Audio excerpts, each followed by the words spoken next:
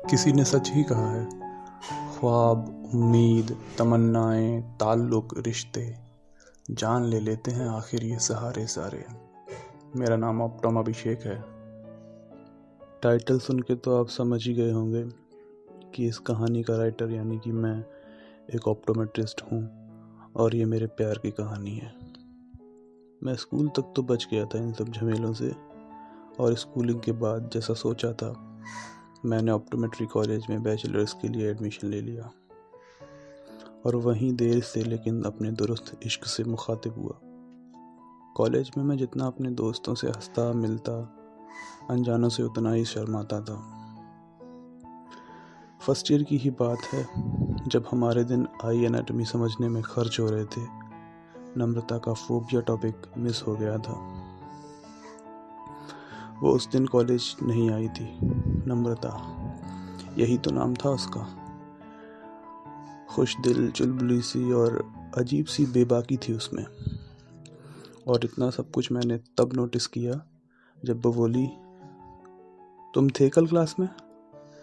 मैं जानता था मुझसे ही कह रही है, फिर भी मैंने इधर उधर देखा। वो बोली, अभी तुमसे ही कह रही हूँ। मैंने हड़बड़ा कर कहा, हाँ हाँ हाँ, बताओ, मैं था कल क्लास में। प्लीज़ यार, मुझे फोबिया एक्सप्लेन कर दोगे? मैंने कहा, ठीक है, पर तुम कल एब्सेंट थी क्या क्लास में? इतनी कहने की देरी थी, फिर तो उसने कल की जो कहानी बतानी शुरू की है, बिल्कुल वो हाइपर एक्टिव पेशेंट की हिस्ट्री की तरह। और मेरे कान पता नहीं कहाँ थे, पर मेरी आंखें डूब गई थी उसमें। मैं इतने करीब से उसे पहली बार देख रहा था, बिल्कुल उसी तरह जैसे किसी इंटर्न को 90D से पहली बार रेटिना देखने को मिली हो। हालांकि मैं सब ऑब्जर्व करके वापस आ भी गया था, नम्रता का एक्सप्लेनेशन ख़त्म नहीं हुआ था। मैंने टोका उसे, फोबिया शुरू करें? वो बोली, अरे हाँ, मैं भी ना। हम डिस्कस करते जा रहे थे और जैसे ही मैंने अम्बो का नाम लिया वो अचानक से हंस पड़ी। मैंने कहा, क्या हुआ? कहती, कितना क्यूट नाम है ना, अम्बो, जैसे किसी प्यारी किटी का नाम हो। हम दोनों जोर से हंसे। वो मेरी पहली ढंग की मुलाकात थी नम्रता से। उसके लिए शायद ये सब कैजुअल हो, पर मैं ढूंढने लगा था उसे क्लास में, कोशिश कर रहा था उसके आसपास बैठने की। सेकेंड ईयर आते आते हमें पता ही नहीं था कैसे हमारी दूरियां नज़दीकों में बदल गईं, बिल्कुल प्रोग्रेसिव एडिशनल लेंसेज की तरह। हम एक अच्छे दोस्त बन गए थे। हम कैंपस में अक्सर सबको साथ ही दिखते और लोग तो हमें एक दूसरे के नामों से चिढ़ाने भी लगे थे। मैं और नम्रता ये सब बातें करके बहुत हंसते, क्योंकि हम दोनों के दिमाग में ऐसा कुछ था ही नहीं। We are just good friends. लेकिन ऐसा सिर्फ नम्रता की तरफ से था। मैं तो नम्रता को पसंद करने लगा था, ठीक वैसे ही जैसे टीयर फिल्म कॉर्निया को, स्ट्रेप्टोकोकस निमोनियाई कंजंक्टिवा को और डायबिटीज़ रेटिनोपैथी को। लेकिन ये सब जाहिर करना मेरी औकात से बाहर था। एक ठंडा सा डर बैठा था मन में कि कहीं कॉर्निया ट्रांसप्लांट के चक्कर में फील्ड क्राफ्ट ना मिल जाए और मुझे अपनी दोस्ती से भी हाथ धोना पड़े। अब बात थर्ड ईयर की है, जब हम डार्क रूम में रेटिनोस्कोपी प्रैक्टिस किया करते थे। उसने एक दिन कॉल करके बोला, आज रेटिनोस्कोपी कर रही थी तो सिलेंड्रिकल वैल्यू अजीब है थोड़ी, इसको ट्रांसपोज करके बता दोगे? मैं बोला, सेंड कर दो, मैं देखता हूँ। उसके बाद उसका मैसेज आया तो रेटिनोस्कोपी वैल्यू थी +2 डायप्टर स्फेरिकल के साथ, -1 डायप्टर सिलेंडर, एक्सिस वॉज 143। मैंने देखा और बोला, इतनी परफेक्ट कैसे होगी तुम्हारी रेटिनोस्कोपी जो एक्सिस 143 आ रही है? उसने बोला, दिमाग है तो लगाओ, ये कोई पहेली भी हो सकती है। और वो ऑफलाइन हो गई। मैंने फिर रेटिनोस्कोपी फाइंडिंग की तरफ देखा और सोचा कि इसमें तो कुछ ऐसा है नहीं टिपिकल जो नम्रता ट्रांसपोज ना कर पाए। और ये एक्सिस 143 कैसे? मेरा एक खुरापाती दिमाग उस 143 की तरफ चला गया, तो मैंने खुद को थप्पड़ मार के शांत कर लिया और ट्रांसपोज करके उसको मैसेज कर दिया। जैसे ही उसने मैसेज सीन किया, तुरंत कॉल किया। वो बोली, तुमने तो बिल्कुल सही ट्रांसपोज कर दिया ना। आज के बाद बोलना मत मुझसे, सो डम्ब यू आर। और फ़ोन रख दिया। अब मुझे खुद पे शक हो रहा था कि कहीं मेरा खुरापाती दिमाग ही तो नहीं सही था। अगले दिन भी नम्रता बोल नहीं रही थी, नाराज़ थी। मैंने सॉरी बोला तो वो बोली, क्यों सॉरी बोल रहे हो? कुछ तो किया नहीं तुमने। एक्चुअली आई एम सॉरी, फालतू में ही डांट दिया तुमको। मैंने कहा आई एम सॉरी बिकॉज कल तुम्हारी ट्रांसपोजिशन की एक्सेस नहीं समझ पाया, और उस 143 को ट्रांसपोज होने की कोई ज़रूरत नहीं है। सच बताऊं नम्रता, मैं बहुत पहले से ही पसंद करने लगा था, पर कभी ये सब तुम्हारी तरफ से महसूस नहीं किया।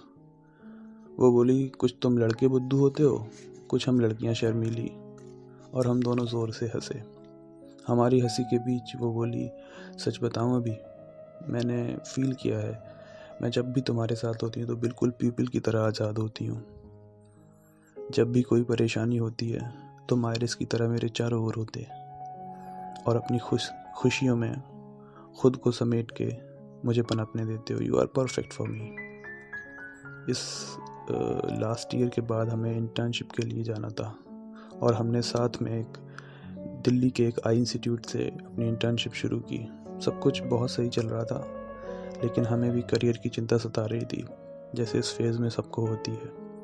हमने डिसाइड किया कि हम अपनी इंटर्नशिप ख़त्म करके इंडिया के एक अच्छे आई इंस्टीट्यूट से क्लिनिकल फेलोशिप कंप्लीट करेंगे, और फिर अपना प्राइवेट सेटअप करके सेटल हो जाएंगे।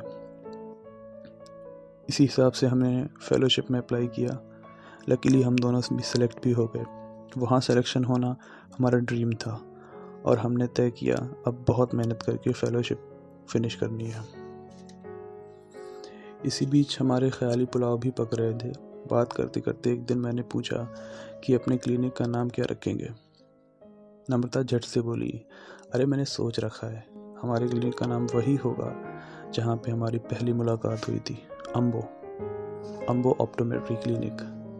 मैं बोला, ये तो बहुत परफेक्ट है। अब हम अपने अम्बो ऑप्टोमेट्री क्लिनिक से महज 1 साल दूर थे। हम दोनों ने अपने शहर से फ़्लाइट्स की टिकट करा ली थी। सोचा था कि वहीं पहुंचकर अपने घर वालों को बता देंगे। उस दिन फ़्लाइट सुबह 2 बजे की थी मेरी, और उसकी 8 बजे। मैं निकल आया। जब 8 बजे फ़ोन किया तो शुरू के कुछ कॉल्स उठाए नहीं उसने। थोड़ी देर में फ़ोन उठाया और बोली, बाद में बात करूँगी, और फ़ोन रख दिया। उसकी आवाज़ में हताशा, मायूसी थी। हालांकि तब तक मैंने इंस्टीट्यूट पहुंचकर फॉर्मेलिटीज़ पूरी कर ली। दोपहर बाद उसका फ़ोन आया। उसकी माँ को हार्ट अटैक आया था। ऐसे में नम्रता ही जिम्मेदार थी घर में। उसका इस हालत में आना पॉसिबल नहीं था। मैं ये सब सुनकर अंदर से टूट गया, लेकिन उसकी मजबूरी के आगे बेबस था। नम्रता ने बाद में मुझे बहुत हिम्मत दी और समझाया कि मैं कंप्लीट करके वापस आ जाऊंगा, तब हम सेटल होंगे, हमारा अम्बो ऑप्टोमेट्री क्लिनिक बन के रहेगा। एक बार फेलोशिप शुरू हुई तो वहाँ की बिजीनेस की वजह से नम्रता से बात बहुत कम होने लगी। बाद में मैसेजेस के भी रिप्लाई देर से आने लगे। पता ही नहीं चला कब और कैसे हमारा कांटेक्ट एंगल बढ़ता चला गया। आगे चल के नम्रता का नंबर भी इंगेज जाने लगा। किसी भी सोशल मीडिया से नम्रता से कांटेक्ट नहीं हो पा रहा था। दोस्तों से भी कुछ नहीं पता चल पा रहा था। मेरी फेलोशिप कंप्लीट होने ही वाली थी, लेकिन मेरा एक दिमाग नम्रता की तरफ ही था। कुछ दिन बाद उसकी एक फ्रेंड से बताया कि 2 महीने पहले नम्रता की शादी हो चुकी है। मैं सन्न रह गया था। नम्रता और शादी, ये सुन के बहुत अजीब लग रहा था। मैं मेरी फेलोशिप ख़त्म करके घर आया और जल्दी ही नम्रता के शहर निकल रहा था, खुद को यकीन दिलाने। लेकिन मुझे कहीं से उसकी शादी के फ़ोटोज़ मिल गए और मैं वहीं सर पकड़ के बैठ गया। मन ये तो मान गया कि नम्रता की शादी हो गई है, लेकिन नम्रता ने इतना बड़ा कदम उठाने से पहले बिल्कुल नहीं सोचा मेरे बारे में। मुझे ये बातें खाए जा रही थी। कुछ रिश्ते कॉर्निया की वोमेंस मेम्ब्रेन की तरह होते हैं, वंस डिस्ट्रॉयड नेवर रीजेनरेटेड। मुझे भी अपने बेजान रिश्ते से अब कुछ उम्मीद नहीं बची थी, लेकिन मुझे मेरा सपना, मेरा वादा अम्बो ऑप्टोमेट्री क्लिनिक याद था और उसके सिवा कुछ सोचा भी नहीं था। अकेले ही सही नम्रता और अपने सपने को हकीकत में बदलने में लग गया मैं। लेकिन वो कसक, नम्रता की चुप्पी अभी तक मुझे खटकती थी। आखिर बताना तो चाहिए था ना उसे एक बार। खैर, क्लिनिक स्टार्ट हो गया और दिन गुजरते चले गए। एक दिन रिसेप्शनिस्ट पेशेंट फाइल लेके चहकती हुई आई, बोली, सर आज कमाल हो गया, अम्बो ऑप्टोमेट्री क्लिनिक में बेबी अम्बो आई हैं। मैं भी स्माइल करते हुए पेशेंट को अंदर भेजने के लिए बोला। मेरा सर नीचे झुका था। अचानक से किसी की चूड़ियों और पायल की आवाज़ आई। मैंने ज्यों ही ऊपर देखा, मैं अपनी जगह पे जम गया। साड़ी सिंदूर के साथ नम्रता गोद में एक बच्ची को लिए मेरे सामने खड़ी थी। बैठने के लिए नहीं बोलोगे अभी? उसने केबिन की चुप्पी में दखल दी। हाँ प्लीज़ बैठो ना, मैंने बोला। कैसी हो नम्रता? मेरे मुंह से अपने आप निकला। मैं ठीक हूँ, ये बेटी है मेरी, अम्बो। इतना कहते उसकी नज़र झुक गई। मैंने पूछा क्या हुआ उसे, और मैं आई एग्जामिनेशन में लग गया। मेरा ध्यान अम्बो की आंख पर था। मुझे माफ़ कर देना अभी, नम्रता बोली। माँ की तबीयत बिगड़ने के बाद उन्होंने बिस्तर पकड़ लिया। उनकी वजह से मुझ पे शादी का दबाव था और मैं अपने रिश्ते के बारे में घर पे नहीं कह पाई।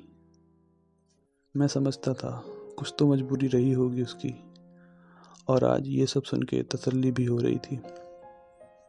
मैंने पूछा, हस्बैंड क्या करते हैं तुम्हारे? उसने बताया, वो रिसर्च ऑप्टोमेट्रिस्ट हैं, सिडनी में रहते हैं अभी, अच्छे इंसान हैं। हम भी अगले हफ्ते वहीं शिफ्ट हो रहे हैं। तुम्हारा पता बहुत पहले मिल गया था मुझे, पर हिम्मत नहीं हो रही थी तुम तक आने की। मगर बिना कुछ बताए मुझे तसल्ली भी नहीं मिलती। हो सके तो मुझे माफ़ कर देना। मैंने अम्बो को कुछ चॉकलेट्स दी और फिर हम दोनों ने एक दूसरे को आंखों से ही अलविदा कहा। नम्रता अम्बो के साथ चली गई। खुद को अब सुलझा महसूस कर रहा था। मन की रुई से नम्रता ने शक, नाराज़गी और धोखे का सारा गंदा पानी निचोड़ दिया था। मैं मुस्कुराया, ये सोच के कि प्यार का तो दस्तूर है मुकम्मल ना होना। कभी ये मजबूरियों का सहारा लेता है तो कभी नाकामियों का। लेकिन ऑप्टोमेट्री, अम्बो और नम्रता ने मुझे एक बेहतर ऑप्टोमेट्रिस्ट बना दिया था। अब मुझे गुलजार साहब की वो लाइनें याद आ रही थीं। इश्क अधूरा रह जाए तो खुद पर नाज करना, क्योंकि सच्ची मोहब्बत कभी मुकम्मल नहीं होती। चलिए अभी चलता हूँ, पेशेंट फाइल आ गई है।